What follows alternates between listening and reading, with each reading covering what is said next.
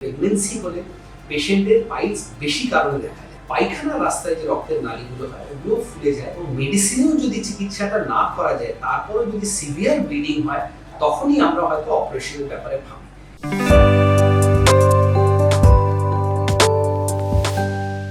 নমস্কার, welcome to ডাক্তারবাবু YouTube channel. আমি ডক্টর সঞ্জয় মণ্ডল, কনসালটেন্ট গ্যাস্ট্রোইন্টেস্টিনাল সার্জন, মণিপাল হসপিটালের সঙ্গে যুক্ত আছি।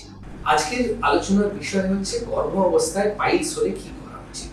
পাইলস একটি খুব কমন রোগ এবং অনেক পেশেন্টেরই দেখা যায়, এবং আমরা দেখি প্রেগনেন্সি হলে পেশেন্টের পাইলস বেশি কারণে দেখা যায়। কারণ কি হয়, গর্ভ অবস্থায় যে ফিটাসটা আছে, ইউট্রাসটা অনেক বড় হয়ে যায় এবং ওটা আমাদের শরীরের বড় বড় যে খুনের রক্ত চলাচলের যে নালীগুলো হয় ওগুলোতে কম্প্রেস করে।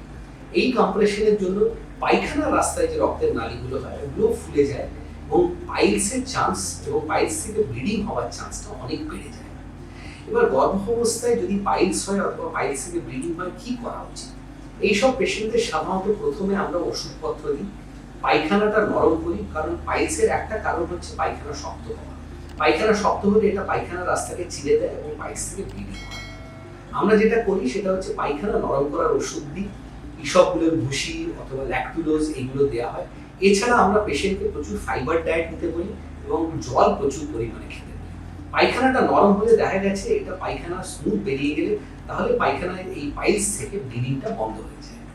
যদি ইনকেস দেখা গেল যে এই সব চিকিৎসা করে ব্লিডিংটা বন্ধ হলো না, পাইলসের তাও প্রবলেম হচ্ছে, সেখানে আমরা কিছু কিছু মেডিসিন শুরু করি এবং মেডিসিনেও যদি চিকিৎসাটা না করা যায়, তারপরে যদি সিভিয়ার ব্লিডিং হয়, তখনই আমরা হয়তো অপারেশনের ব্যাপারে ভাবি।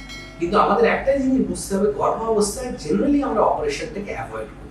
যদি খুব দরকার হয় তাহলে কেবলমাত্র সেকেন্ড ট্রাইমেস্টারে আমরা অপারেশন রেকমেন্ড করতে পারি।